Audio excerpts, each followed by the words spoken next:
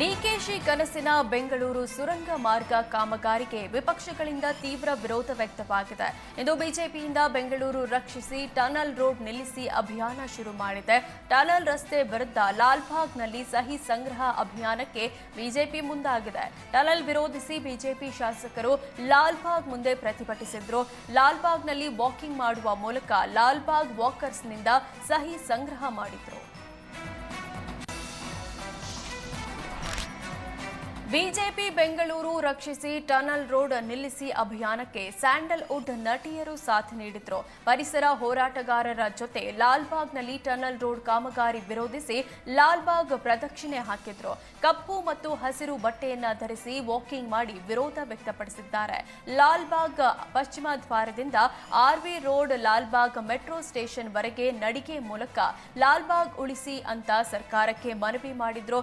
ಲಾಲ್ಬಾಗ್ ಪ್ರದಕ್ಷಿಣೆ ಕಾರ್ಯಕ್ರಮದಲ್ಲಿ ನಟಿ ಸುಧಾ ಬೆಳವಾಡಿ ಮತ್ತು ನಟಿ ಸಂಯುಕ್ತ ಹೊರನಾಡು ಸೇರಿ ನೂರಾರು ಜನ ವಾಕರ್ಸ್ ಭಾಗಿಯಾಗಿದ್ದರು.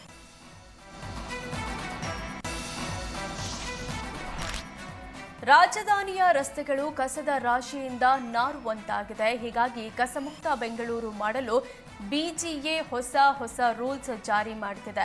ರಸ್ತೆಗೆ ಕಸ ಎಸೆದವರ ಮನೆ ಮುಂದೆ ಕಸ ಹಾಕಿ ದಂಡ ವಸೂಲಿ ಹಾಗೂ ಕಸ ಎಸೆದವರಿಗೆ ಹೂವಿನ ಮಾಲೆ ಹಾಕಿ ಸನ್ಮಾನಿಸಿ ದಂಡ ವಸೂಲಿ ಮಾಡುವ ಮೂಲಕ ವಿಶೇಷವಾಗಿ ಜಾಗೃತಿ ಮೂಡಿಸುತ್ತಿದ್ದಾರೆ.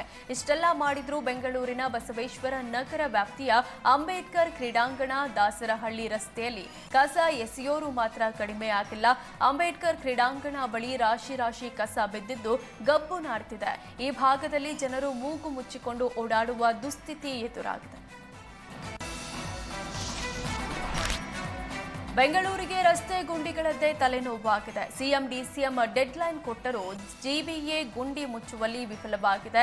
ಈಗ ಸರ್ಕಾರ ಹಾಗೂ ಜಿಬಿಎ ವಿರುದ್ಧ ಜನಾಕ್ರೋಶ ವ್ಯಕ್ತವಾಗಿದ್ದು ಗುಂಡಿ ವಿಡಿಯೋ ಮಾಡಿ ಲೊಕೇಶನ್ ಸಮೇತ ಸೋಷಿಯಲ್ ಮೀಡಿಯಾದಲ್ಲಿ ಪೋಸ್ಟ್ ಮಾಡುತ್ತಿದ್ದಾರೆ. ಇತ್ತ ಶಿವಾನಂದ ಸರ್ಕಲ್ ಬಳಿಯ ಮಾಧವನಗರದ ಹದಗೆಟ್ಟಿದ್ದು ವಾಹನ ಸವಾರರು ಗುಂಡಿಗಳ ನಡುವೆ ರಸ್ತೆ ಹುಡುಕುವಂತಾಗಿದೆ.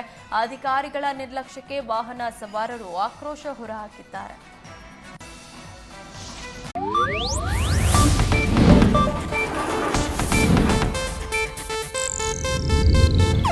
ಇದು ಏಷ್ಯಾನೆಟ್ ನ್ಯೂಸ್ ನೆಟ್ವರ್ಕ್ ಪ್ರಸ್ತುತಿ.